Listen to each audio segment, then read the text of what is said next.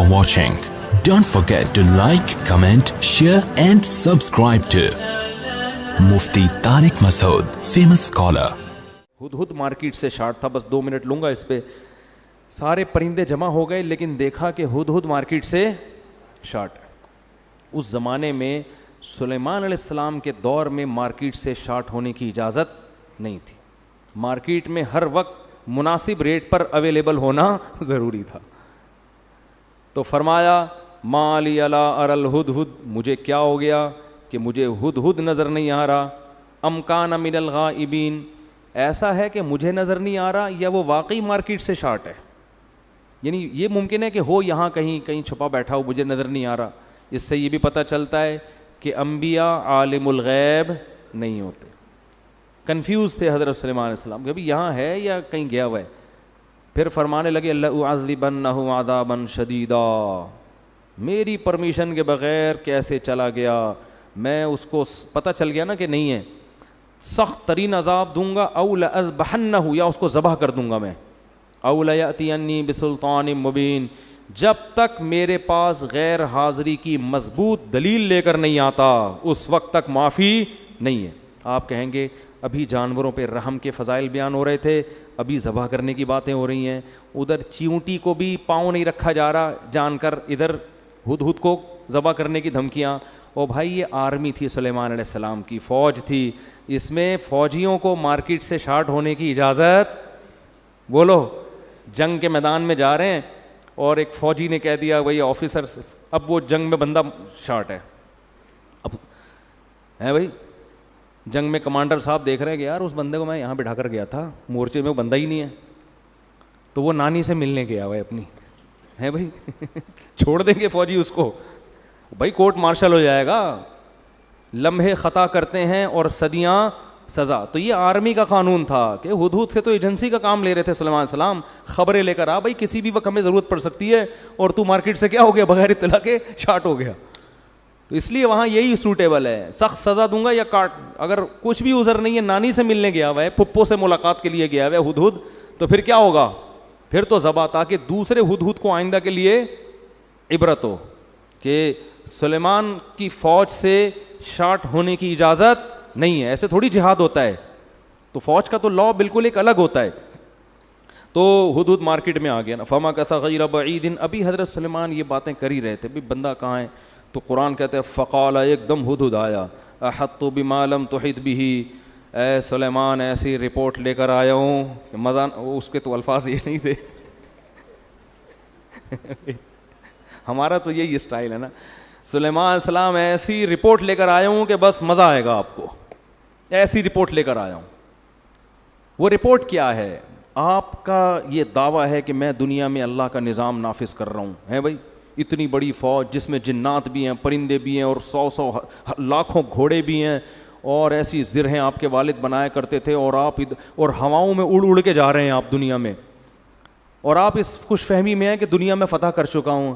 ایسا نہیں ہے, ایک ایسی حکومت کی اطلاع لے کر آیا ہوں آپ کے پاس کہ وہ گورنمنٹ چھوٹی موٹی گورنمنٹ نہیں ہے, بہت بڑی پاورفل آپ جیسی حکومت, اور ہے بھی غیر مسلم.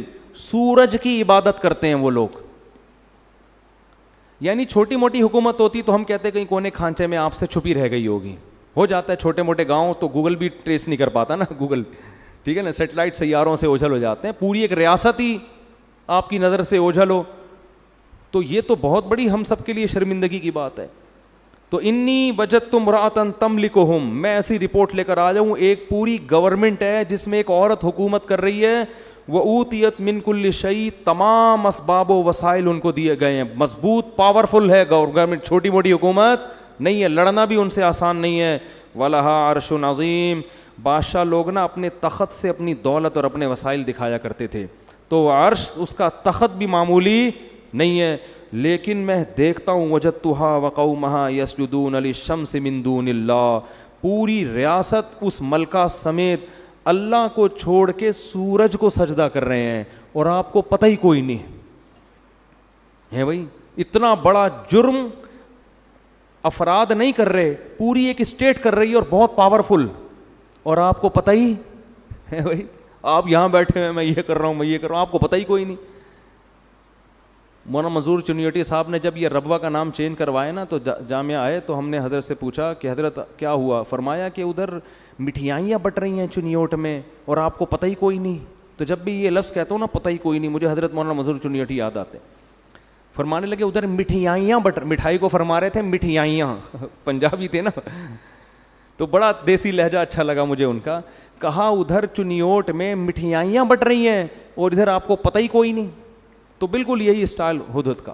ہدہد کہہ رہے ہیں سلیمان آپ یہاں باتیں کر رہے ہیں میری یہ حکومت میں, ادھر پوری ایک ریاست ہے, ریاست بھی کمزور نہیں, پاورفل, اور پوری ریاست سجدہ کس کو کرتی ہے؟ اللہ کو چھوڑ کے سورج کو, اور آپ کو پتہ ہی کوئی نہیں ہے.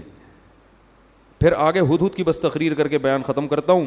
ہدہد کہنے لگا اللہ یسجدوا للہ الذی یخرج الخبء فی السماوات, کہ میری سمجھ میں نہیں آتا جو اللہ آسمانوں اور اندھیروں کو روشنیوں سے جدا کرنے والا ہے اور ہمارے پوشیدہ اور ظاہر باتوں کو جانتا ہے, اس اللہ کو چھوڑ کر ان کمبختوں کو ہو کیا گیا کہ کس کو سجدہ کر رہے ہیں؟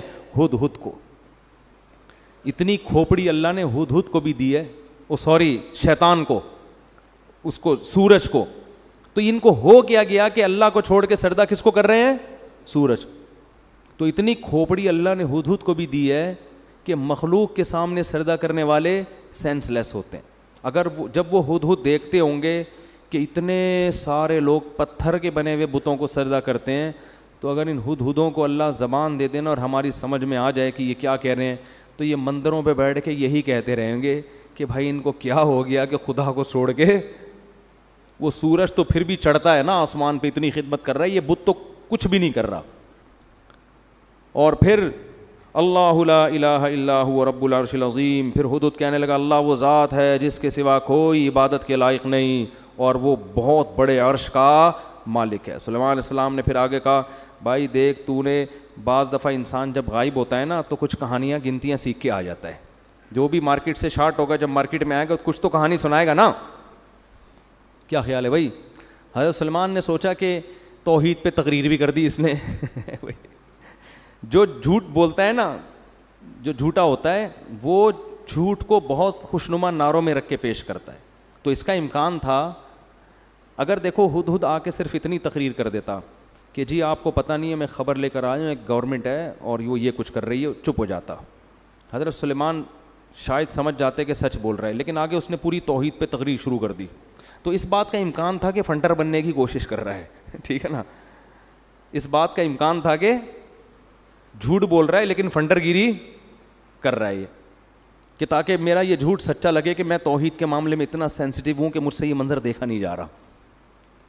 اس لیے حضرت سلیمان نے کہا کہ بھائی یہ 2 نمبر ہی بھی کر سکتا ہے, ٹھیک ہے نا, اتنا نیک اور ایسی توحید پہ تقریر, اور مجھے ان کو کیا ہو گیا اللہ کو چھوڑ کے, ایکچولی مجھے میں ڈپریشن میں جا رہا ہوں, میں اسٹریس میں جا رہا ہوں, مجھے سمجھ میں نہیں آ رہا. تو جھوٹ بولنے والے بہانے باز بھی اس طرح کر رہے ہوتے ہیں. اس لیے سلیمان نے کہا کہ یا تو بہت نیک ہے, ٹھیک ہے نا, تجھے واقعی شرک پہ بڑی تکلیف ہو رہی ہے, یا تو سچ کہہ رہا ہے, تو ہم دیکھیں گے, ایسے تیری بات کا یقین نہیں کریں گے. سننظر اصدقت ام کنت من الکاذبین, ابھی ہم تحقیق کریں گے کہ تو سچ کہہ رہا ہے یا تو جھوٹ کہہ رہا ہے. اور پھر یہ خط لے کے جا ملکہ سبا سے, ذرا اس کا جواب لے کر آ. ان کو پتا تھا یہ خط تھوڑی لکھ سکتا ہے, نہ پڑھ سکتا ہے, تو یہ رپورٹ لے کر آئے گا تو پتہ چلے گا کہ واقعی کوئی ایسا ہے. سلیمان علیہ الصلاۃ والسلام نے ہدہد کو رپورٹنگ کے لیے بھیجا تھا.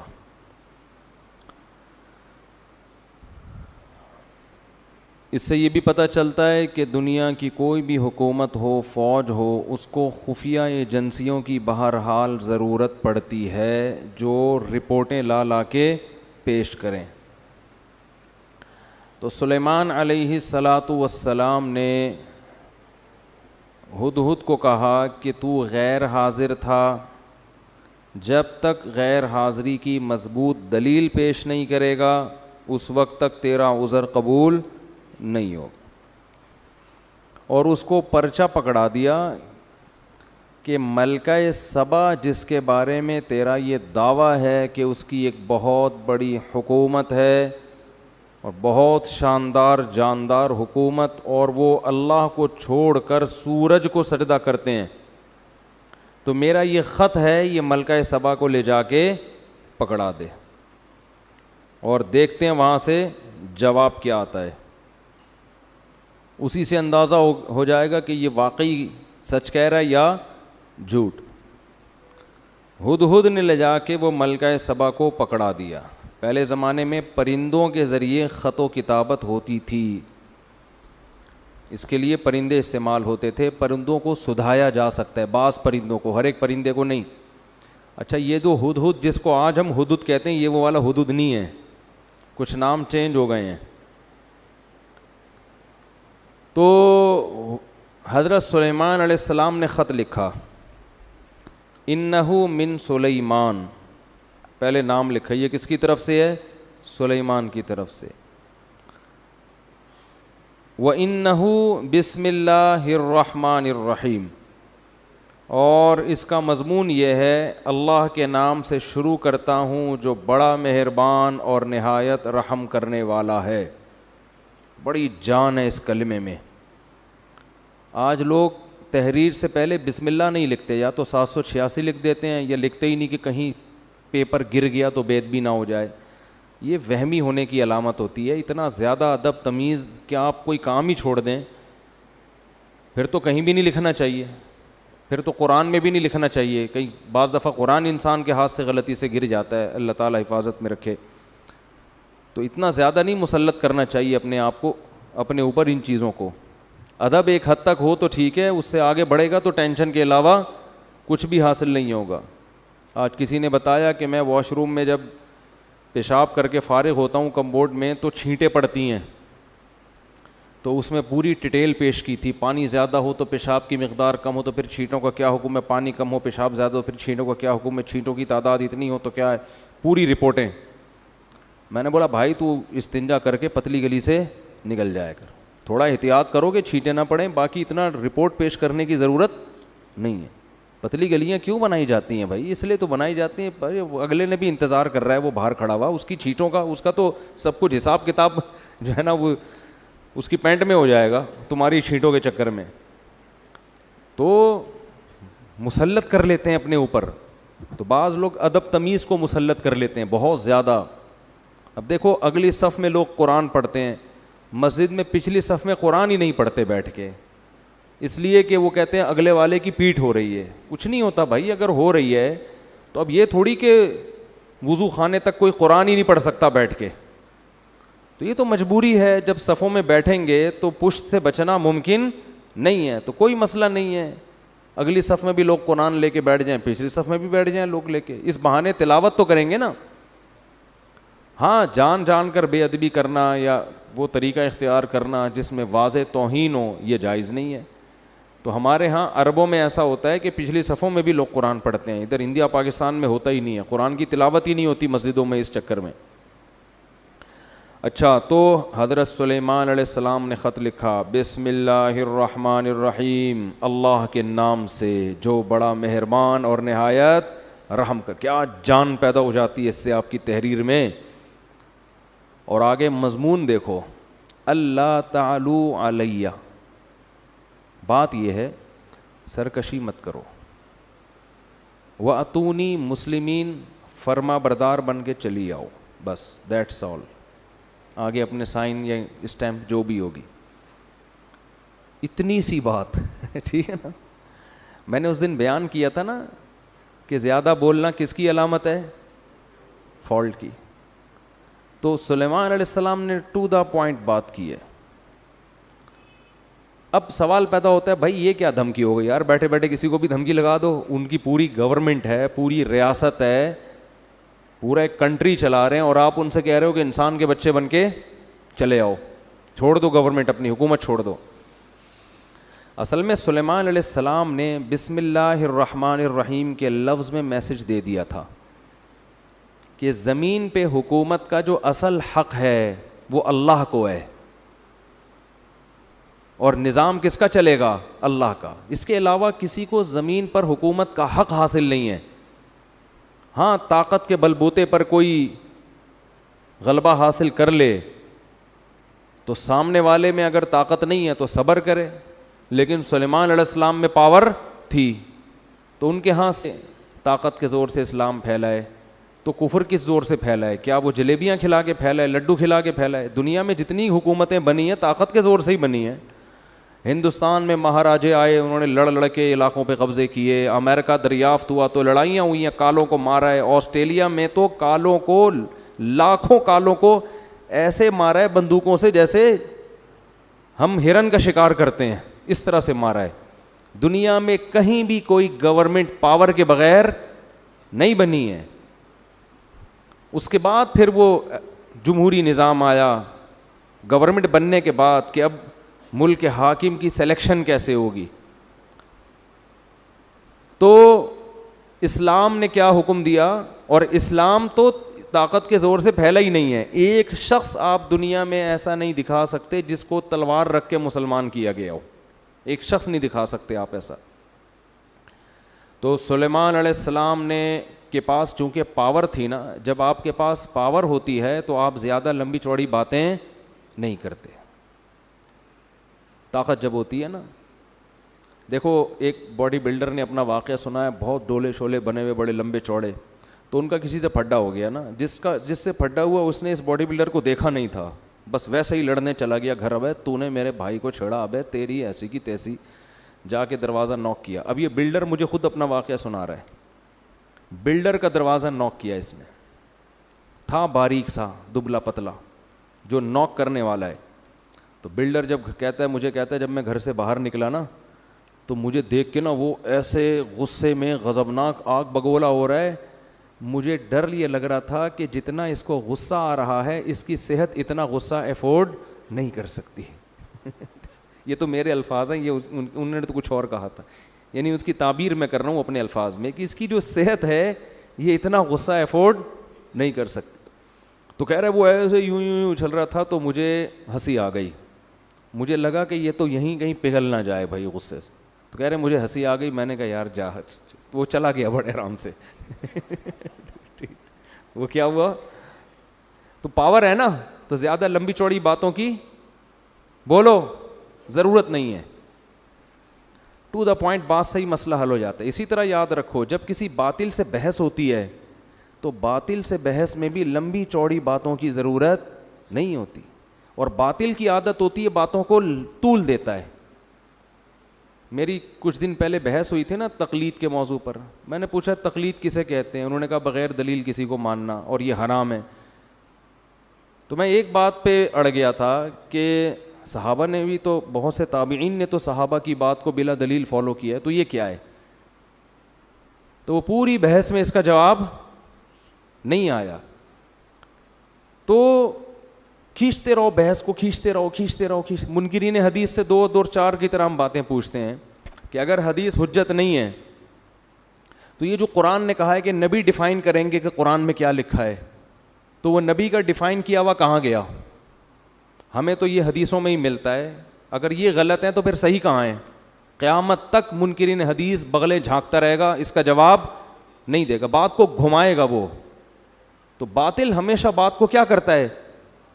دائیں بائیں گھماتے. قادیانی سے آپ پوچھ لیں کہ فرض کر لو نبی صلی اللہ علیہ وسلم آخری نبی نہیں ہے، نقل کفر نباشت، فرض کر لو، تو اس سے یہ کہاں ثابت ہوتا ہے کہ مرزا نبی ہے؟ حضرت عیسیٰ آخری نبی نہیں تھے، تو کیا ان کے بعد جو بھی نبوت کا دعویٰ کرے وہ نبی ہوگا؟ ایسا تھوڑی ہے. آپ کے ذمے یہ نہیں ہے کہ ختم نبوت کا مسئلہ، آپ کے ذمے مرزا کو نبی ثابت کرنا ہے. تو آؤ اس پہ بات کرتے ہیں کہ مرزا شریف آدمی بھی تھا یا نہیں تھا. آپ شرافت ثابت کر دو، نبی ہم خود ہی مان لیں گے. قادیانی الٹا لٹک جائے گا مگر اس بحث پہ آمادہ نہیں ہوگا، کیونکہ اس کی کتابوں سے پتہ چلتا ہے کہ وہ شریف انسان نہیں تھا. اسی کی کتابوں سے. سمجھتے نہیں ہو میرا خیال ہے بات کو، پھر بھی نکل پڑتے ہو رات کو. تو بحثوں کو الجھانے کی کوشش کی جاتی ہے. تو اللہ تعالیٰ نے، وہ کیا تھا مسئلہ یار؟ تو سلیمان علیہ السلام چونکہ پاورفل تھے نا، تو یہ نہیں کہ پورا لمبا 6 صفحوں کا لیٹر لکھ رہے ہیں. ایکچولی بات اصل میں یہ ہے کہ دیکھیے میں اللہ کا سچی مچی کا نبی ہوں، اور یہ ہے کہ وہ لمبی، بھائی حاکم سے بات ہو رہی ہے، حاکم کی آنکھوں میں آنکھیں ڈال کے بات کرو گے تو بات سمجھ میں آئے گی. حاکم جیسے ہو تو بات کرو، ورنہ بات کرنے کی ضرورت نہیں ہے. ورنہ عام آدمی کو کیا ضرورت ہے حکمرانوں سے خام خواہ میں پنگا لینے کی معذرت کے ساتھ ایسے الفاظ میں استعمال کروں, کوئی دوسرا لفظ پنگے کے متبادل ہو تو مجھے بتائیں, اگلے بیان میں وہ یوز کروں گا. پھر میں حاکم سے الجھنے کی بلا وجہ کیا ضرورت ہے, ورنہ اپنی اوقات میں رہو نا. تو سلیمان علیہ السلام کے پاس ایک پاورفل حکومت تھی. تو سلیمان علیہ السلام کا انداز کیا تھا, اللہ تعالی علیہ, مجھ پر سرکشی مت کرنا, مجھ پر سرکشی. کیونکہ بادشاہ کو جب کوئی خط جاتا ہے نا اس قسم کا, تو پہلے تو وہ طیش میں آتا, بھائی اس نے مجھے خط کیسے لکھا ہے, اس نے مجھے, تو انہوں نے پہلے بتا دیا کہ یہ دھمکی والے لہجے میں بات کرنا مجھے بالکل پسند نہیں ہے, ٹھیک ہے نا. جب مسلمانوں کی خلافتیں تھیں نا تو مسلمانوں کا اسٹائل بھی یہی ہوا کرتا تھا, یہی اسٹائل ہوا کرتا تھا. تو اس لیے قرآن کہہ رہا ہے اپنے آپ کو مضبوط کرو, مضبوط طاقتور بناؤ, اسٹائل چینج کرو. لیکن طاقتور بنائے بغیر اگر اسٹائل چینج کر دیا نا تو لینے کے دینے پڑ جائیں گے. وہی حال ہو جائے گا جو باڈی بلڈر کے گیٹ پر آیا تھا اور کانپتا ہوا واپس چلا گیا. اللہ تعالی علیہ, سرکشی مت کرو, واتونی مسلمین, اور فرمانبردار بن کے چلی آؤ. اس میں انہوں نے اسلام کی دعوت دے دی, کیونکہ اللہ کا لفظ استعمال کیا, الرحمن الرحیم, بڑا مہربان اور نہایت رحم کرنے والا. اس میں بتا دیا ملکہ سبا بڑی ذہین.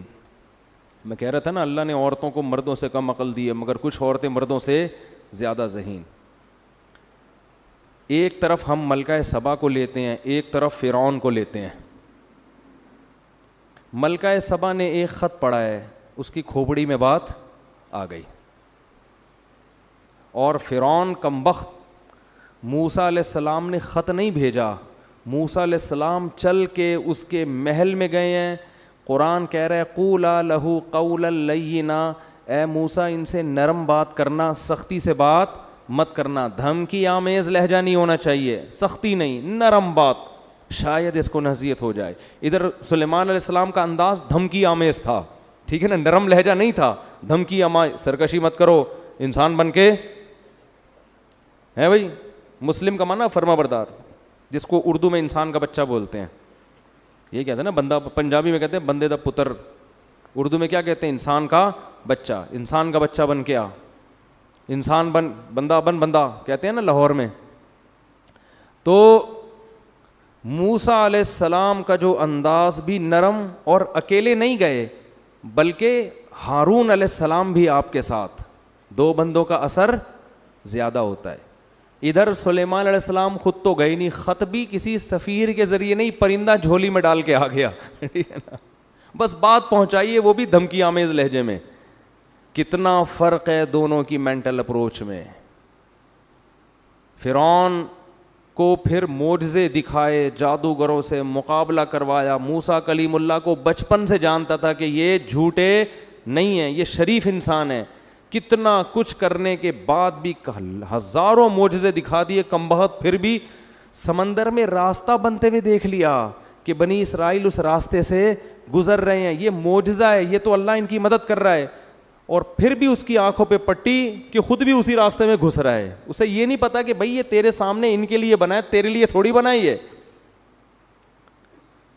کیا اللہ نے ذہانت دی ملکہ سبا کو. تو ملکہ سبا کی ذہانت دیکھیں, نہ تو فوراً تسلیم ہو گئی, کیونکہ بعض دفعہ خط بھیجنے والا نقل کفر نباشت, 2 نمبر بھی تو ہو سکتا ہے نا بھائی. بسوں میں لوگ چڑھتے ہیں نا, پہلے تبلیغ کی بات کرتے ہیں, نماز پڑھیں, زکوٰۃ دیں, پھر اپنا چورن کا ڈبی نکال کے بیچنا شروع کر دیتے ہیں.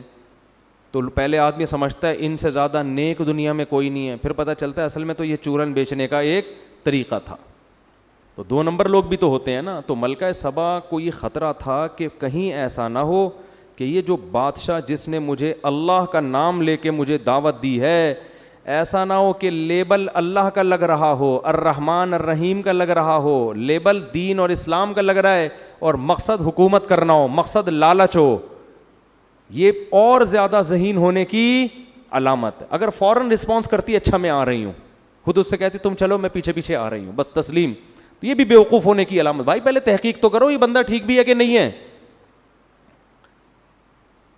اب ملکہ سبا میں ایک اور ذہانت. ملکہ سبا کے جگہ ہماری کوئی ملکہ ہوتی تو کیا کہتی, استخارہ نکالیں گے ہم بیٹھ کے, کیا کریں گے ہم؟ استخارہ نکالیں گے. آج بھی ایک صاحب آئے مجھ سے استخارہ نکلوانے کے لیے, تو استخارہ نکالیں گے, یوں آ گیا تو جائیں گے, یوں نہیں آیا تو نہیں جائیں گے. ملکہ سبا جانتی تھی بھائی کھوپڑی میں جو اللہ لوگوں کے دماغوں میں ڈالتا ہے وہ استخاروں میں نہیں نکلتا. استخارہ تو ایک دعا ہے. تو ملکہ سبا نے سارے اپنے مسٹنڈوں کو جمع, مسٹنڈے تو نہیں کہنا چاہیے, جو بھی درباری تھے نا وہ تھے تو مسٹنڈے ہی, سارے بڑے بڑے جو فوج کے آفیسرز تھے اس کے, لیفٹیننٹ کرنل, جرنل, سارے جو بھی اس زمانے میں بہت مضبوط پاورفل گورنمنٹ تھی. قرآن کہتا ہے وہ اوتیت من کل شیء, ہر چیز اللہ نے اس کو دی تھی, چھوٹی موٹی حکومت نہیں تھی, بہت پاورفل تھی. تو اس نے اپنے سارے جرنیلوں کو جمع کیا, آرمی کا اجلاس طلب کیا, آ جاؤ بھائی, اور کہنے لگی یا ایھا الملا, اے میرے, ملا کہتے ہیں جو اپر لیول کے لوگ ہوتے ہیں نا, جو گورنمنٹ میں بہت اونچی اونچی پوسٹوں پر ہوتے ہیں, ان کو بٹھا کے کہنے لگی انی القی الی کتاب کریم, میرے پاس ایک لیٹر آیا ہے خاندانی. مضمون سے اندازہ لگا لیا کہ بھیجنے والا بھی کیا ہے, چھوٹا موٹا آدمی. اگر چھوٹا موٹا ہوتا نا تو 6 صفحوں کا خط لکھا ہوتا اس نے, ایکچولی زیادہ ہوتا اس میں, زیادہ ہوتا ٹھیک ہے نا, اور پھر پھول وول بنائے ہوئے ہوتے, 2 گلاب کے پھول بھی خط کے اندر ڈالے ہوئے ہوتے. تو کیسے اس نے, ذہین کتنی تھی اندازہ لگاؤ.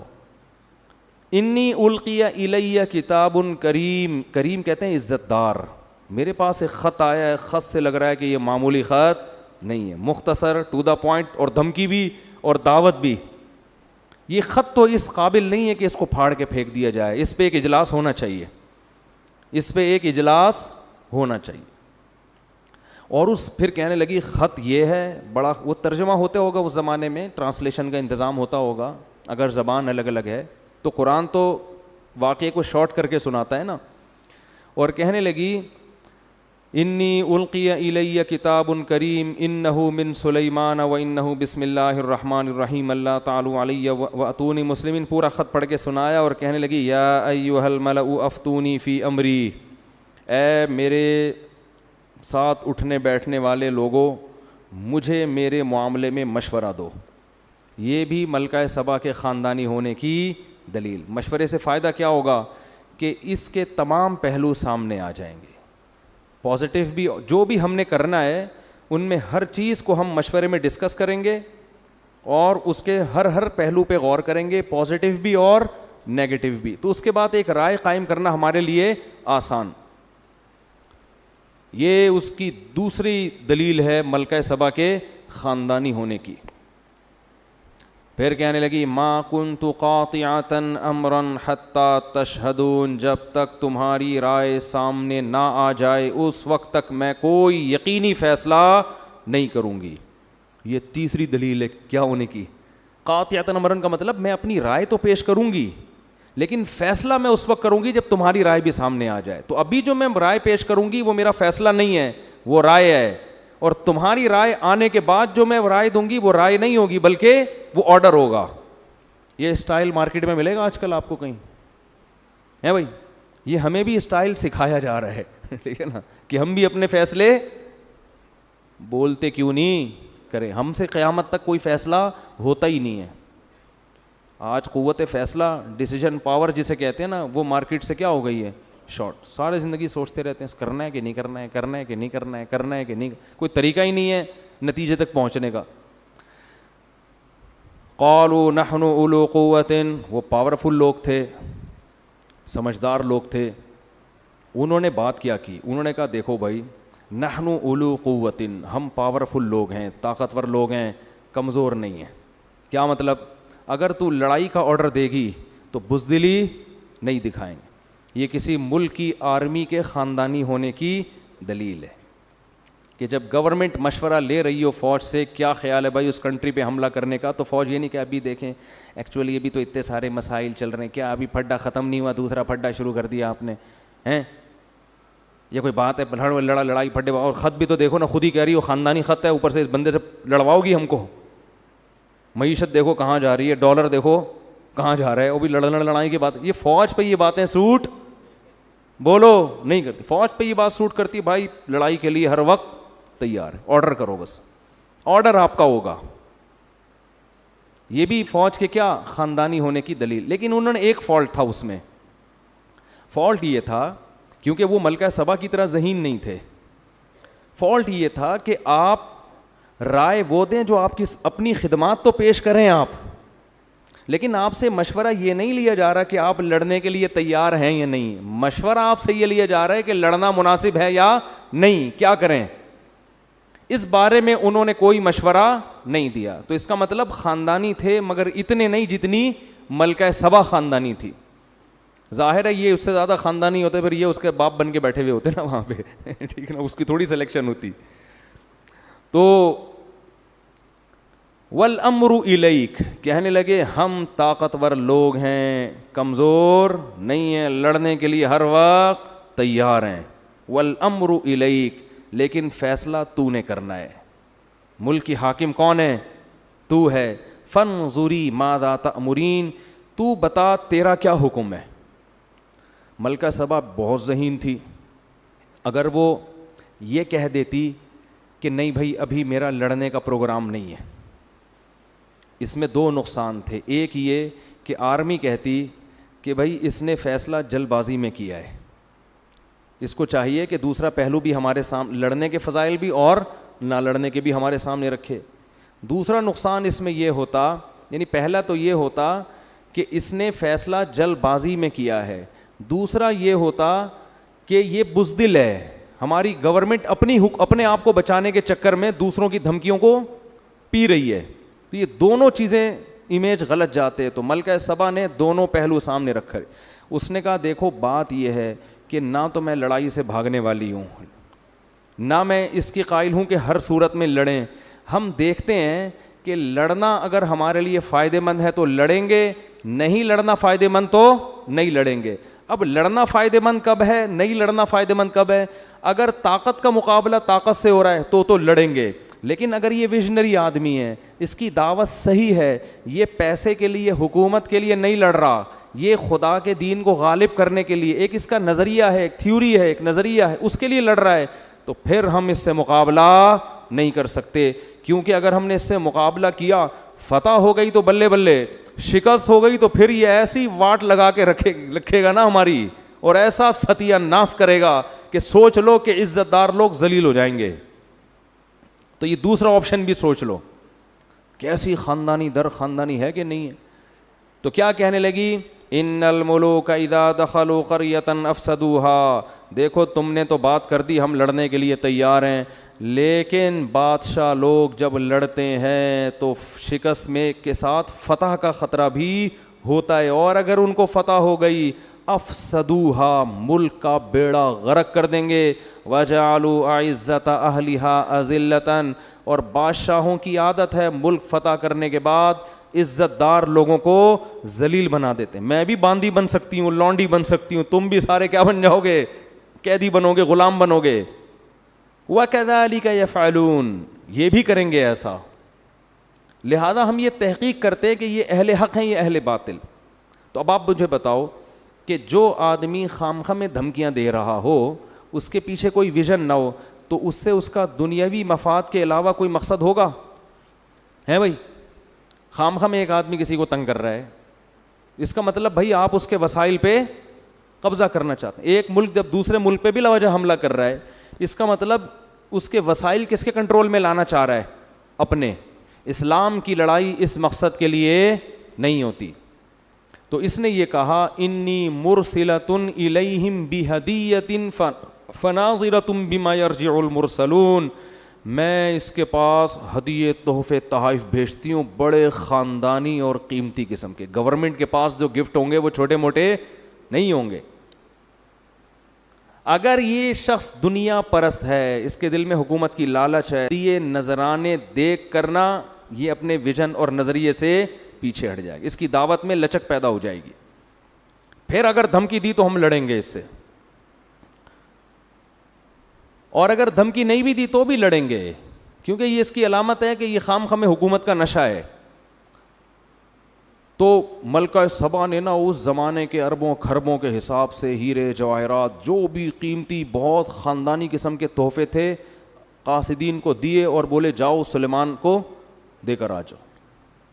حضرت سلیمان کے پاس جب وہ تحفے آئے ہیں، فلما جاء سلیمان، جب وہ تحفے سلیمان علیہ السلام کے پاس آئے، قال اتمدوننی بمال، انہوں نے فرمایا کہ چند ٹکے کے لوگ، تم لوگ میری پیسوں سے مدد کرنا چاہ رہے ہو، ہیں بھائی میری دعوت کا تم نے یہ مطلب لیا ہے، چند ٹکے تو میں اپنی طرف سے لگا رہا ہوں، یعنی اتمدوننی بمال، تم پیسوں سے میری مدد کر رہے ہو، تم یہ سمجھ رہے ہو کہ اتنے ڈالر ہم تمہارے لیے مدد کے لیے بھیجیں گے تو تم چپ ہو جاؤ گے، اتمدوننی بمال، پیسوں کے ذریعے میرا منہ مجھے چپ کرانا چاہ رہے ہو، فما آتانی اللہ خیر مما آتاکم، اللہ نے مجھے جو وسائل دیے ہیں نا وہ تم سے کروڑہ گنا زیادہ دیے ہیں، ارجع الیہم، پتلی گلی سے نکل، پتلی گلی سے واپس، قاصد کو کہہ رہے ہیں پلٹ جا واپس، اور ملکہ سبا کو جا کے بول کہ اب دوسرا خط نہیں آئے گا، ہدہد کے اور بہت سارے کام ہیں ہمارے پاس، ہدہد اس کام کے لیے فارغ نہیں بیٹھا ہوا کہ خط و کتابت ہی کرتا رہے، فَلَنَأْتِيَنَّهُمْ بِجُنُودٍ لَّا قِبَلَ لَهُمْ بِهَا، اب اس کو بول اب خط نہیں آئے گا، اب فوج آئے گی، جیسے خادم حسین رضوی نے کہا تھا نا غوری آیا ٹھیک، وہ تو کچھ زیادہ ہی ہو گئی تھی لیکن قرضہ معاف کروانے کا ایک بہترین طریقہ تھا بٹن دباؤ غوری آیا، خیر فَلَنَأْتِيَنَّهُمْ بِجُنُودٍ لَّا قِبَلَ لَهُمْ بِهَا، مجھے لڈن جعفری کے مرنے کا جتنا افسوس ہوا ہے نا، کیونکہ رمضان میں بڑے زبردست چیزیں آتی رہتی تھیں، مختلف چیزیں آتی رہتی تھیں، آدمی فریش ہوتا رہتا تھا ان کو دیکھ کر، انہوں نے کہا تھا کہ جو لوگ میرے خلاف میم بنا رہے ہیں کوئی بات نہیں، میرے ڈائلاگ دنیا میں چل رہے ہیں، تو میں سمجھا تعریفیں کر رہے ہیں میم بنانے والوں کی نا، خوش ہیں، آخر میں کہتے ہیں اصل میں ان کا اوپر کا اسکرو ڈھیلا ہے تو حضرت سلیمان نے فرمایا فَلَنَأْتِيَنَّهُمْ بِجُنُودٍ لَّا قِبَلَ لَهُمْ بِهَا، ملکہ سبا سے جا کے بولو، انہی کے قاصد کو کہہ رہے ہیں، ہدہد نہیں بھیج رہے، قاصد کو کہہ رہے ہیں کہ اب خط نہیں آئے گا، میں ایک ایسی فوج لے کر حملہ کروں گا کہ تم اس کے مقابلے میں ٹھہر نہیں سکتے، بھائی اس میں تو جنات بھی ہوں گے، اس میں تو انسان بھی ہوں گے، اور وَلَنُخْرِجَنَّهُم مِّنْهَا أَذِلَّةً وَهُمْ صَاغِرُونَ، اور ہم ان کو ان کے ملک سے ذلیل کر کے نکالیں گے اور یہ سب عزت دار لوگ رسوا ہو جائیں گے، پھر ہم اتنے عزت سے نہیں، لڑائی ہوگی تو پھر لڑائی کا انجام تمہیں پتہ ہے کیا ہوتا ہے، تو جب وہ دھمکی پہنچی ہے نا ملکہ سبا نے دوبارہ مشورہ کیا، انہوں نے بولا بھائی یہ بندہ لالچی نہیں ہے، چلو مذاکرات کے لیے چلتے ہیں سلیمان کے پاس، بات کیا ہے بھائی، یہ نہیں کہ جنگ کے لیے چلتے ہیں، بلایا جا کے بات چیت کرتے ہیں، کیا مسئلہ ہے بھائی، ٹھیک ہے نا، تو قرآن کہہ رہا ہے کہ حضرت سلیمان کو اطلاع مل گئی کہ ملکہ سبا وہاں سے چل پڑی ہے، حضرت سلیمان علیہ السلام چاہتے تھے کہ ملکہ سبا کو ہم نے دعوت دینی ہے، لڑائی کے بغیر ہی کام بن جائے تو زیادہ اچھا ہے نا، اسلام حدیث میں آتا ہے کہ لا تتمنوا لقاء العدو، دشمن سے لڑائی کی تمنا کبھی بھی مت کرو، جنگ اسلام میں کوئی پسندیدہ کام نہیں ہے، کوشش کرو کام جنگ کے بغیر ہو جائے، فرمایا فَإِذَا لَقِيتُمْ فَاصْبِرُوا، ہاں اگر جنگ مسلط ہو جائے تو پھر صبر کرو، وَاعْلَمُوا أَنَّ الْجَنَّةَ تَحْتَ ظِلَالِ السُّيُوفِ، اور یقین کر لو جنت تلواروں کی چھاؤں میں رکھی ہے اللہ نے، کیسی زبردست حدیث ہے، تو حضرت سلیمان بھی چاہتے تھے کہ خامخواہ میں جنگ نہ ہو، اگر بھئی آرام سے یہ مسلمان ہو جاتی ہے تو کیا ضرورت ہے ہمیں جنگ کرنے کی، اور یہ مسلمان ہوگی تو پوری قوم نیچے مسلمان ہو جائے گی، تو سلیمان علیہ السلام نے ارادہ کیا اس کو اپنے کچھ معجزے پہلے سے دکھائیں تاکہ وہ دیکھ کے یقین کر لے کہ یہ انسان کے بس میں نہیں ہے، ان کے ساتھ کون ہے، اللہ ہے، اور یہ اللہ کے سچے نبی ہیں، اس کے لیے سلیمان علیہ السلام نے ترکیب یہ سوچی کہ ہم ایسا کرتے ہیں کہ ملکہ سبا کا اتنا بڑا عالی شان تخت، ہیرے جواہرات اس میں جڑے ہوئے اور ٹنوں من اس کا وزن، وہ کسی جن کو ٹھیکہ دو پہلے ہی اٹھا کے لے آئے وہ، تو جب وہ یہاں آ کے دیکھے گی تو حیران ہو جائے گی نا، تو یہ کام تو انسان کے بس میں ہے نہیں، اس زمانے میں جہاز تھوڑی تھے، جو ہوائی جہاز ہیں یہ تھوڑی تھے اس زمانے میں، اور شپ کے ذریعے آنے میں تو کئی مہینے لگ جاتے تھے، تو اس لیے سلیمان علیہ السلام نے اپنے دربار میں کہا یا ایھا الملأ ایکم یاتینی بعرشھا قبل ان یاتونی مسلمین، ہاں بھائی تم میں کوئی ایسا بندہ ہے کوئی ایسی مخلوق بیٹھی ہوئی ہے جو ملکہ سبا کے یہاں پہنچنے سے پہلے، اس کو بھی کئی مہینے لگیں گے یا 1 مہینہ یا 2 مہینہ لگے گا، تو اس کے یہاں پہنچنے سے پہلے کون اس کا تخت اٹھا کے لے آئے گا؟ قرآن کہتا ہے یہ ظاہر ہے انسان کے بچے کا کام نہیں ہے. قال عفریت من الجن انا آتیک بہ قبل ان تقوم من مقامک. ایک جن کھڑا ہوا. عامل لوگ بڑے خوش ہوں گے، دیکھو جنات کے پاس ایسے اختیارات ہیں، وہ یہ بھی کر سکتے ہیں. جن کے پاس ایسے اختیارات ہوتے ہیں، لیکن جن آپ کے اختیار میں ہوں ایسی کوئی رپورٹ ہمارے پاس نہیں ہے. جن تو بہت کچھ کر سکتا ہے مگر وہ آپ کے مشورے پہ کرے گا ایسا نہیں ہے. اگر کر رہا ہوتا نا تو آپ کی خستہ حالت. میں کہتا ہوں ان عاملوں سے جو کہتے ہیں کہ ہم سنگ دل محبوب کو قدموں میں لا سکتے ہیں، اس کو بولو پٹھان ہوٹل سے تو 2 پراٹھے لا کے دکھا دے جن کے ذریعے. سنگ دل محبوب کہاں سے لائے گا قدموں میں؟ تو جن تو طاقتور ہوتا ہے مگر وہ انسانوں کے کنٹرول میں نہیں ہوتا. تو وہ صرف سلیمان علیہ السلام کے کنٹرول میں تھے. تو جن نے کہا میں آپ اس کی بات کر رہے ہیں کہ وہ یہاں پہنچے گی پھر تخت آئے گا؟ ارے آپ کی مجلس برخاست ہونے سے پہلے تخت آپ کے سامنے. قرآن کہتا ہے قال الذی عندہ علم من الکتاب. ایک بزرگ بیٹھے ہوئے تھے سلیمان علیہ السلام کی محفل میں. وہ پیغمبر نہیں تھے، امتی تھے. ان کے پاس کتاب یعنی زبور کا علم تھا. اس سے پتہ چلتا ہے بھائی اللہ کی کتاب کا علم بھی کتنی بڑی فضیلت ہے. اللہ فضیلت میں بیان کر رہا ہے جن کے پاس اللہ کی کتاب کا علم. اس لیے قرآن کو سمجھ کے سیکھو. قرآن کا علم ہونا یہ اللہ کی بہت بڑی نعمت ہے. تو وہ نیک تھے. تو انہوں نے کہا سلیمان علیہ السلام سے انا آتیک بہ قبل ان یرتد الیک طرفک. حضرت یہ جن کہہ رہا ہے کہ مجلس برخاست ہونے سے پہلے میں آپ کی پلک جھپکنے سے پہلے حاضر کروں گا. یہ کہا اور تخت سامنے حاضر. نہیں آ رہی بات سمجھ. یہ واقعہ اگر صرف فضائل اعمال میں لکھا ہوتا تو فضائل اعمال کے پہ جو کفر اور شرک کے فتوے لگے ہوئے ہیں ان فتووں میں ایک اور اضافہ ہو جاتا کہ دیکھو انسان کے بس میں تو یہ ہے نہیں، یہ تو شرک پھیلا رہے ہیں. تو یہ واقعہ قرآن میں لکھا ہے. اس سے پتہ چلتا ہے کہ اللہ تعالیٰ بعض مرتبہ کسی بزرگ کے ہاتھ پہ کوئی ایسا محیر العقول کام کر دیتے ہیں جو اسباب کی دنیا میں ممکن نہیں ہوتا. اس کو کرامت کہتے ہیں. یہی کام اگر نبی سے ہو تو اس کو معجزہ کہتے ہیں، بزرگوں سے ہو تو اس کو کیا کہا جاتا ہے؟ کرامت. اور یہ کچھ بھی ہو سکتا ہے. اس میں ہمارا عقیدہ یہ ہے کہ یہ ہاتھ بزرگ کا استعمال ہوتا ہے، کام بزرگ نہیں کر رہے ہوتے. اللہ نے بزرگوں کو ایسے اختیارات نہیں دیے، نہ پیغمبروں کو دیے نہ بزرگوں کو دیے ہیں. پیغمبر کا معجزہ بھی اللہ کی طرف سے ہوتا ہے، پیغمبر کا دخل نہیں ہوتا اس میں. مردوں کو حضرت عیسیٰ زندہ کرتے تھے تو حضرت عیسیٰ نہیں کرتے تھے بلکہ کون کرتا تھا؟ اللہ کرتے تھے. حضرت عیسیٰ تو صرف کہتے تھے.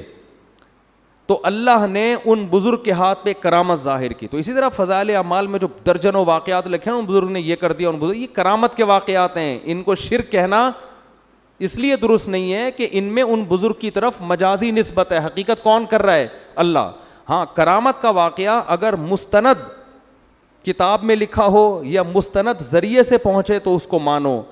بیان کرنے والا مستند نہیں ہے تو پھر اس کو مت مانو. اب فضائل اعمال میں جو کرامتیں لکھی ہوئی ہیں وہ جن کتابوں سے لی گئی ہیں، وہ کتابیں اگر مستند ہیں تو کرامت کا واقعہ بھی درست. کتابیں مستند نہیں ہیں تو کرامت کا واقعہ درست نہیں ہے. اور دوسری بات یہ کہ جو لوگ فضائل اعمال کے خلاف کلپ بناتے ہیں ان سے کہو اصل کلپ تو اس کتاب کے خلاف بننا چاہیے جس کتاب سے فضائل اعمال نے وہ کرامت لی ہے. اس کتاب کے خلاف کوئی کلپ بنانے کے لیے تیار نہیں ہے، کیونکہ وہ کتابیں بڑے بڑے محدثین کی لکھی ہوئی کتابیں ہیں اور محدثین کو برا بھلا کہیں گے تو لوگ ان کو جوتے ماریں گے. تو اس لیے انہوں نے فضائل اعمال کو پکڑا ہوا ہے. نہیں یار یہ سمجھ میں میرا خیال ہے بات. تو یہ خیانت ہے بہت بڑی کہ جو اصل کتاب ہے اس کو تو کچھ نہیں کہہ رہے، ٹھیک ہے نا، اور جہاں جو نقل کر رہے ہیں اس کو کہہ رہے ہیں یہ فضائل اعمال اور فضائل صدقات میں شرک بھرا ہوا ہے. تو ان کو شرک کی ڈیفینیشن ہی پتہ نہیں ہے. تو ان بزرگ نے کیا کہا. اب یہاں ایک اور لوگ سوال کرتے ہیں کہ یہ کرامت تو صحابہ کے ہاتھ پہ ظاہر نہیں ہوئی جو فضائل اعمال میں لکھی ہوئی ہیں، یہ تو نبی کے ہاتھ پہ یہ معجزہ نہیں ہوا تو بزرگ کے ہاتھ پہ کیسے ہو گیا؟ اس کا مطلب بزرگ صحابہ سے بھی افضل ہیں. تو یہی سوال ہم یہاں کریں گے کہ سلیمان علیہ السلام تو تخت کو سیکنڈوں میں لا نہیں سکے، لیکن مجلس میں بیٹھے ہوئے بزرگ نے کہا اور تخت سامنے حاضر. تو تو کیا ہم یہ کہہ سکتے ہیں کہ وہ بزرگ حضرت سلیمان سے افضل ہو گئے؟ نہیں، کرامت کے صدور سے کوئی شخص دوسرے سے افضل نہیں ہو جاتا. کرامت تو اللہ کی طرف سے ایک اکرام ہے بزرگ کا کہ دیکھو میں اس پہ خوش ہوں اور اس کے ہاتھ پہ میں کیسی چیزیں ظاہر کر دیتا ہوں. یہ اس کی علامت نہیں ہے کہ اس وقت دنیا میں سب سے افضل یہی ہے. اور یہ بھی ممکن ہے کہ ایک پیغمبر کے ہاتھ پہ وہ معجزہ ظاہر نہ ہو جو کسی امتی کے ہاتھ پہ کرامت ہو جائے, یہ بھی عین ممکن ہے. باقی افضلیت کا تعلق اعمال سے ہے, کرامتوں سے نہیں ہے. کون افضل ہے سب سے؟ جو شریعت پہ سب سے زیادہ چلتا ہے, تو وہ تو پیغمبر سب سے زیادہ چلتے ہیں نا. اور علماء کہتے ہیں امتی کے ہاتھ پہ کرامت کا ظاہر ہونا یہ پیغمبر ہی کے فضیلت کی دلیل ہے, اس لیے کہ اس امتی کو یہ مقام اس پیغمبر کی امت کے امتی ہونے کی وجہ سے ملا ہے. وہ جو بزرگ تھے نا جنہوں نے کرامت ظاہر کی اور تخت فوراً لے آئے, تو اصل میں یہ فضیلت سلیمان علیہ السلام کی تھی. وہ بزرگ سلیمان علیہ السلام کو فالو کرتے تھے, اسی وجہ سے تو یہ انعام ملا نا ان کو. اسی وجہ سے حضرت سلیمان اس بزرگ کا شکریہ نہیں ادا کر رہے, بلکہ جیسے ہی تخت حاضر ہوا ہے تو کہہ رہے ہادہ من فضل ربی, یہ میرے رب کا مجھ پر فضل ہے. نہیں آ رہی بات؟ کیا مطلب؟ گویا یہ میرا معجزہ ہے کہ میرے امتیوں کے ہاتھ پہ ایسا کچھ ہو رہا ہے, تو یہ ان کا نہیں, یہ کس کا کمال ہے؟ یہ کمال اللہ نے مجھے دیا ہے کہ مجھے فالو کرنے کی وجہ سے ان کو ایسے انعامات ملے ہیں. تو فضائل اعمال اور صدقات میں جو بزرگوں کی کرامتیں لکھی ہوئی ہیں وہ محمد صلی اللہ علیہ وسلم کی فضیلت کی دلیل ہیں کہ اللہ نے سید الانبیاء کو اتنا اونچا مقام دیا کہ سید الانبیاء کو فالو کرنے والوں کے ہاتھ پہ اللہ نے ایسی ایسی کرامتیں ظاہر کی ہیں. تو اس سے پیغمبر کا مقام کم نہیں ہو رہا, بلکہ پیغمبر کا مقام اونچا ہو رہا ہے کہ ان کی امتیوں میں پچھلی امتوں سے بھی زیادہ بڑی بڑی کرامتیں صادر ہوئی ہیں. نہیں آ رہی میرا خیال ہے بات سمجھ میں؟ تو سلیمان علیہ السلام نے کیا کیا؟ وہ ان بزرگ نے کہا کہ میں آپ کی پلک جھپکنے سے پہلے کیا لے آؤں گا؟ تخت سامنے. یہ کہا اور تخت سامنے, کیونکہ پلک تو جھپکنے میں تو سیکنڈ لگتے ہیں. اب جیسے ہی حضرت سلیمان نے دیکھا ناڑے یہ تو تخت یہیں آ گیا فوراً, تو فرمانے لگے ہذا من فضل ربی, یہ میرے رب کا کیا ہے؟ فضل ہے, مجھ پر فضل ہے. لیبلونی ااشکر ام اکفر, اللہ مجھے آزمانا چاہتا ہے کہ میں اس کا شکر گزار بنتا ہوں یا نا شکرہ. میں نے اس دن بیان میں کہا تھا نا کہ پیغمبر جب بھی کوئی نعمت دیکھتے ہیں تو شو نہیں مارتے, اتراتے نہیں ہیں اور بڑی بڑی باتیں نہیں کرتے, بلکہ کس کی طرف نسبت کرتے ہیں؟ اللہ کی طرف. شکر بھی ادا کرتے ہیں اور استحضار بھی کرتے ہیں کہ مجھے آزمایا جا رہا ہے, ایسا نہ ہو میں اس میں پڑھ کے اللہ کو بھول جاؤں. ہمارے ہاتھ پر کوئی ایسی کرامت ظاہر ہو نا, کوئی انڈا ہی اٹھا کے ہم لے آئیں کہیں سے, پٹھان ہوٹل کا پراٹھا لے آئیں, چلو فرض کرو اٹھا کے لے آئیں اگر ہم, تو 6 مہینے شو مارنے میں لگیں گے کہ نہیں لگیں گے؟ دیکھا اس دن میں نے سنگ دل محبوب قدموں میں لایا تھا کہ نہیں لایا تھا؟ لایا تھا کہ نہیں لایا تھا؟ دیکھا اس دن میں نے خواب سنایا تھا, اگلے دن سچا نکلا کہ نہیں نکلا؟ 6 مہینے کس میں لگیں گے؟ شو مارنے میں. ادھر سلیمان علیہ السلام یہ نہیں کہہ رہے فخر, دیکھو میرے امتیوں میں ایسے ایسے لوگ ہیں ہزاروں کلومیٹر دور سے, تخت سیکنڈوں میں, میں ایسا ہی تھوڑی یہاں بیٹھا ہوا ہوں بھائی, ایسا ہی تھوڑی, بہت سے پیغمبروں سے اللہ نے مجھے فضیلت دی ہے, ایسی کچھ نہیں. بلکہ کیا کہہ رہے ہیں؟ یہ میرے رب کا فضل ہے, میرا کمال نہیں ہے, اور میرے رب نے مجھ پر یہ فضل اس لیے کیا لیبلونی, مجھے آزما رہا ہے وہ. اشکر ام اکفر, کہ میں شکر گزار بنتا ہوں یا ناشکرہ. آگے کہنے ومن شکر فانما یشکر لنفسی, دیکھو جو شکر کرتا ہے اپنے خود ہی فائدہ ہوگا اس کا, اللہ کو کوئی فائدہ نہیں ہے. ومن کفر فان ربی غنی کریم, اور جو ناشکری کرے گا اللہ کا کوئی نقصان نہیں ہے, میرا رب بے پرواہ ہے, اسے انسانوں کے شکر کی ضرورت نہیں ہے, کریم عزت دار پہلے سے ہے, وہ کسی کی ناشکری سے اس کی عزت میں کمی نہیں ہوتی. اب جب تخت آ گیا نا, تو اب سلیمان علیہ السلام نے سوچا ملکہ سبا آتے ہی یہ تو اس تخت کو پہچان جائے گی, کیونکہ ایک دم 100% وہی تخت, اس جیسا تو کسی کا نہیں ہے. تو اسے تھوڑا سرپرائز دینے کے لیے ہم اس تخت میں تھوڑی سی چینجنگ کرتے ہیں تاکہ اس کو تھوڑا سوچنا پڑے. جب انسان کنفیوز ہونے کے بعد کسی حقیقت پر مطلع ہوتا ہے تو اس پر اثر زیادہ ہوتا ہے. سمجھ میں نہیں آ رہی بات؟ تھوڑا سا کنفیوز ہو نا, پھر پتہ چلے بھائی یہ وہی ہے. جیسے حضرت یوسف جب مصر کے بادشاہ بنے نا, تو جو ان کے بھائی جب گئے ہیں تو حضرت یوسف کو پہچانا نہیں, لیکن کنفیوز ہو گئے تھے کہ ان کی شکل کس سے مل رہی ہے, ہمارے بھائی سے. پھر یوسف علیہ السلام نے بھی ان کو بتایا نہیں کہ میں تمہارا بھائی ہوں, بلکہ ان سے پوچھا کہ تمہیں پتہ ہے تم نے اپنے بھائی کے ساتھ کیا کیا تھا کنویں میں, یہ نہیں بتایا کہ میں وہی ہوں. یہ سوال پوچھنا تھا کہ بھائی سمجھ گئے کہ یہ کون ہے, کیونکہ یہ واقعہ تو یوسف کے علاوہ کسی کو معلوم نہیں تھا. تو یہ بھی تھوڑا سا نا تردد میں ڈال کے کسی کو حقیقت بتانا, اس میں زیادہ لطف ہوتا ہے, اس میں زیادہ مزہ ہوتا ہے, اور اس میں جو آپ اس کو سکھانا چاہتے ہیں وہ زیادہ اچھی طرح سے سیکھتا ہے. تو سلیمان علیہ السلام نے کہا نکروا لہا عرشہا, ذرا اس کا جو تخت ہے اس کی سیٹنگ تھوڑی سی کیا کر دو, چینج کر دو, یہ والا نٹ بولٹ تھوڑا وہاں لگا دو, یہ والا وہاں لگا دو, اس طرح کر دو. جب ملکہ سبا وہ مہینوں کا سفر کر کے پہنچی ہے تو سلیمان علیہ السلام نے ملکہ سبا سے کہا, اچھا ہمارے ہاں کوئی متعصب قسم کے صوفی ہوتے تو کہتے حضرت آپ لیڈیز سے بات نہ کریں. یہ بھی ایک طبقہ ہے ہمارے ہاں جو تقوی میں اتنا آگے نکل جاتا ہے. ایک طرف تو ایسا لبرل طبقہ ہے جنہوں نے پردہ ہی ختم کر دیا کہ مرد اور لڑکیاں ساتھ بیٹھ کے گپے ماریں. میں جب بھی ٹیلی ویژن کے کسی پروگرام میں جاتا ہوں پہلے یہ ان کو آرڈر دیتا ہوں, میرے ساتھ کسی لڑکی کو بٹھانے کی اجازت نہیں ہے. اس کی میں نے بہت سختی کی ہوئی ہے. یہ علماء کے وقار کے خلاف ہے کہ جوان لڑکیاں بن ٹھن کے آئی ہوئی ہیں, مفتی صاحب سے انٹرویو لے رہی ہیں, تو آپ پردے کی تبلیغ کیسے کرو گے دنیا کے سامنے. ہاں اس پہ جو ہے نا کال پہ کوئی انٹرویو ریکارڈ کرا کے, میرے کچھ انٹرویو ایسے ہیں جس میں یہ دکھایا کہ کوئی لڑکی مجھ سے انٹرویو لے رہی ہے, وہ سامنے نہیں بیٹھی ہیں, وہ انہوں نے مجھ سے ویڈیو انٹرویو ریکارڈ کروا کے پھر چلایا اس اسٹائل میں کہ جیسے ایسا لگ رہا ہے کہ وہ سامنے میرے بیٹھی ہوئی ہیں, تو وہ ایڈیٹنگ ہوئی ہے. تو ایک طبقہ تو ہمارا یہ کہ جنہوں نے پردے کے حکام کی دھجیاں اڑا دی. ایک طبقہ اتنی صوفی پنے کی انتہا کو پہنچا ہوا ہے جہاں عورت سے بات کرنے کی ضرورت ہے وہاں بھی وہ بات کرنے کے لیے تیار نہیں ہے.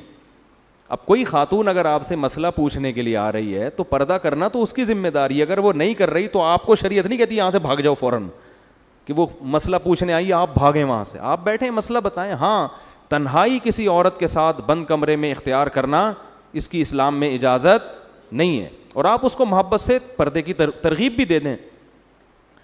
تو ہمارے یہاں کچھ جو اس طرح کے لوگ ہیں نا, تو وہ سلیمان علیہ السلام پر یہ اعتراض کہ وہ پہلے سلیمان علیہ السلام کے پاس جا کے کہتے حضرت آپ کو لیڈیز سے بات کرنے کی اجازت نہیں ہے بالکل. تو لیکن پیغمبر تھے, کون بولتا. تو سلیمان علیہ السلام نے جب دیکھا کہ ملکہ سبا آئی تو سب سے پہلے اس سے سوال پوچھا, اہا کذا عرشک, یہ تخت آپ ذرا دیکھیں, بتائیں کہ کیا آپ کا جو تخت ہے اسی ٹائپ کا ہے یا نہیں ہے. تو وہ بڑے حیران ہو گئی کہ یار بالکل اسی جیسا لگ رہا ہے لیکن 100% وہ ہے بھی نہیں. تو کہنے لگی قالت کأنہ ہو, ایسا لگ رہا ہے کہ یہ وہی ہے, یعنی وہ ہے تو نہیں لیکن ایسا لگ رہا ہے کہ گویا کہ یہ وہی ہے. پھر کہنے لگی کہ بڑا کمال آپ نے کیا کہ اسی جیسا تخت ہدہد کی رپورٹوں کے ذریعے اس نے کہیں لا کے نقشہ بتایا ہوگا اور آپ نے اسی جیسا تخت بنا لیا, کیونکہ اس کے تو وہم و گمان میں بھی نہیں کہ سیکنڈوں میں یہ تخت وہاں سے اڑ کے یہاں آ سکتا ہے. لہذا وہ کہہ رہی ہے کہ کمال ہے بھائی, اسی جیسا تخت آپ نے کیسے بنا لیا. وَأُوتِينَا الْعِلْمَ مِنْ قَبْلِهَا وَكُنَّا مُسْلِمِينَ, ہمیں پتہ تھا کہ آپ کو اللہ نے جو ٹیکنالوجی دی ہے اور وسائل دیے ہیں اس کا ہمیں اندازہ تھا, لیکن ایسا اندازہ کہ ایسا خاندانی تخت بنا لو گے یہ کھوپڑی میں نہیں آتا, اور ہم پہلے سے مان چکے ہیں آپ کی صلاحیتوں کو, مسلمین مان چکے ہیں. یہ تو اس کے تصور میں ہی نہیں کہ یہ وہی ہے. قیل لها ادخل الصرح, حضرت سلیمان علیہ السلام نے فرمایا کہ اب اس محل میں آپ داخل ہو جاؤ. تو محل کا فرش حضرت سلیمان نے ایسا خاندانی بنایا تھا نا, ایسی ٹیکنالوجی استعمال ہوئی تھی کہ وہ فرش دیکھنے میں پانی لگتا تھا کہ پانی ہے جو جس میں لہریں بن رہی ہیں, اتنا شیشے کا چمکدار. تو وہ جو ہے نا اس نے کیا کیا, فلما رأتہ حسبتہ لجۃ.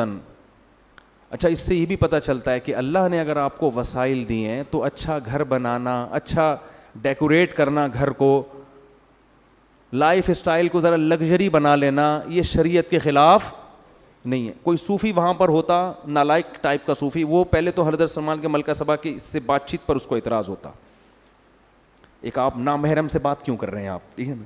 دوسرا اعتراض اس کو یہ ہوتا ہے کہ یہ کیا ہے بھائی, یہ کیا ہے تخت مخت, آپ نے بھی تخت بنایا ہوا, آپ کا اتنا عالی شان تاج ہے, اور یہ آپ نے اتنے خوبصورت فرش بنائے ہوئے ہیں, ٹائلیں لگائی ہوئی ہیں فرش کے اوپر, اور ایسا خاندانی فرش کے دیکھنے میں کیا لگ رہا ہے, پانی لگ رہا ہے. اس زمانے میں ایسا شیشہ بنا لینا کہ پانی لگے, وہ تالاب لگے, یہ کیا بھائی, آپ کو تو ایک جھونپڑے میں رہنا چاہیے, ایک پرانے سے بوسیدہ کپڑا پہن کے اللہ اللہ کرنا چاہیے, یہ کیا بھائی. جب اللہ نے وسائل دیے ہیں تو یہ بھی بولو ٹھیک, اور جب نیت اچھی ہو تو اور زیادہ ٹھیک.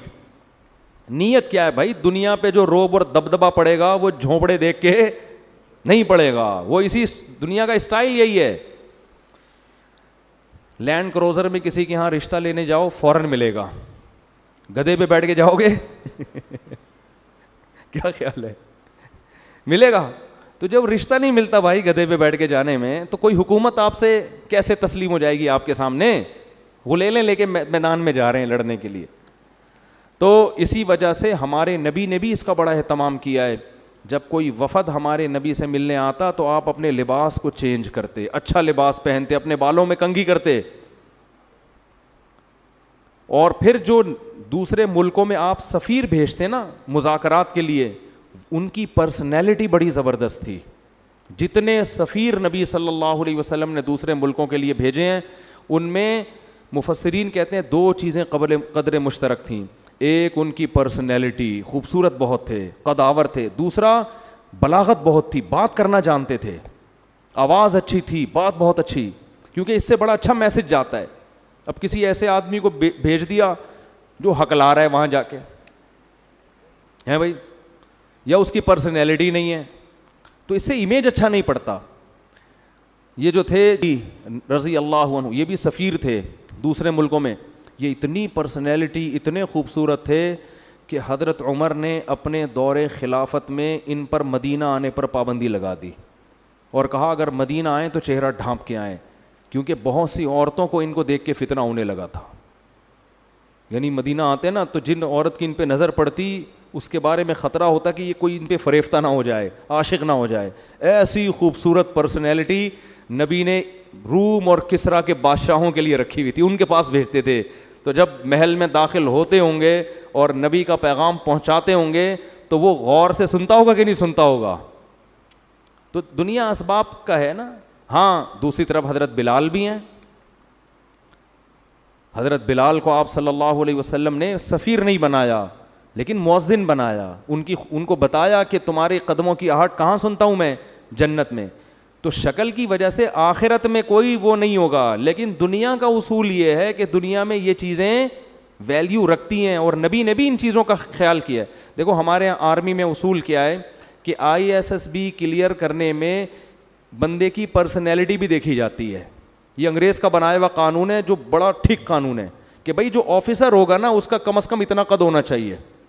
وجہ کیا ہے کہ آفیسر کی پرسنالٹی نہیں ہے, پرسنالٹی اس کے ماتحت کی ہے, تو ماتحت بولے گا میرے سے تو 3 فٹ, تو میرا فوجی آفیسر تو 3 فٹ کا تو آفیسر ہے میرا, میں اس کو 1 ٹھڈا ماروں یہ 6 کلابازی کھا کے وہاں گرے گا.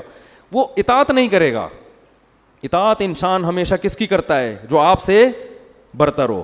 یہ انسان کی نیچر ہے. تبھی تو عورت کو حکم دیا ہے کہ اس کا نکاح اس سے برتر میں ہونا چاہیے, اس سے کمتر میں. یہ اسلام کا حکم ہے کہ عورت کا نکاح اس کے پیرالل یا اس سے افضل میں ہو, اس سے کمتر میں نہ ہو, کیونکہ شوہر سر کا تاج ہے. وہ عورت اس کی اطاعت کرے گی. اگر عورت یہ کہے گی کہ یہ تو مجھ سے بھی کمتر ہے تو وہ اس کو اپنا سر کا تاج نہیں بنائے.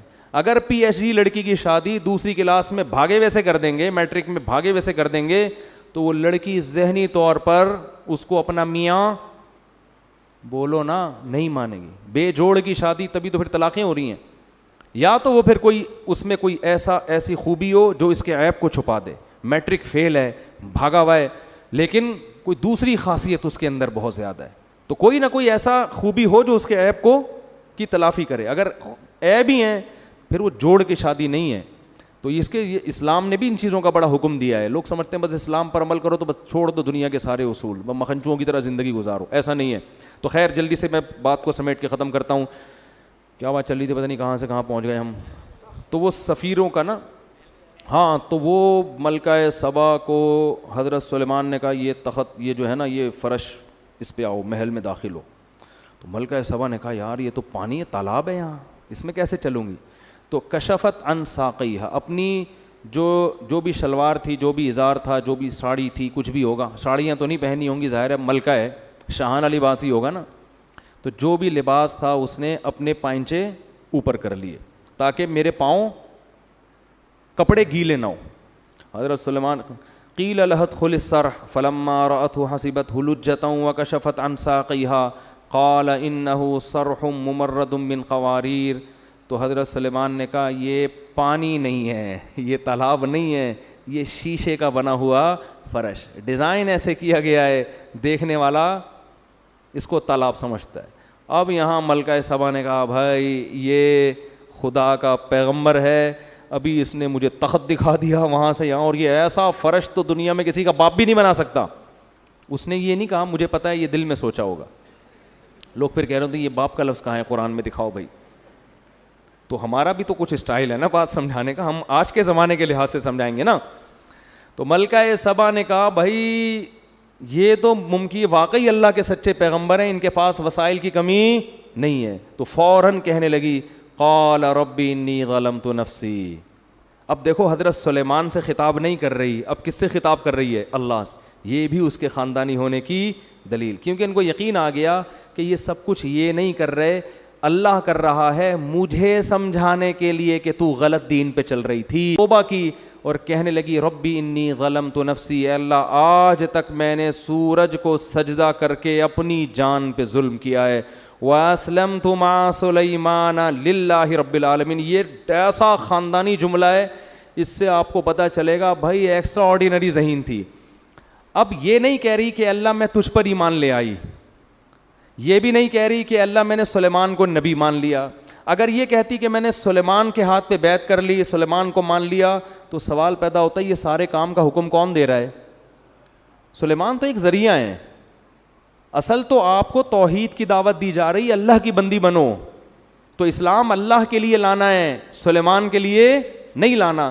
لیکن اگر سلیمان علیہ السلام کا ذکر بالکل ہی شارٹ ہو جاتا تو یہ ناشکری بھی ہے کہ جو ذریعہ بن رہا ہے ہدایت کا, اس کو اس موقع پر اپنے کلام سے بالکل کیا کر دیا؟ خارج. تو دونوں چیزوں کی رعایت کر کے اس نے اپنے خاندانی ہونے کا ثبوت دیا اور کہنے لگی ربی انی ظلمت نفسی, اے اللہ میں نے اپنی جان پہ ظلم کیا. وَأَسْلَمْتُ مَعَ سُلَيْمَانَ لِلَّهِ رَبِّ الْعَالَمِينَ.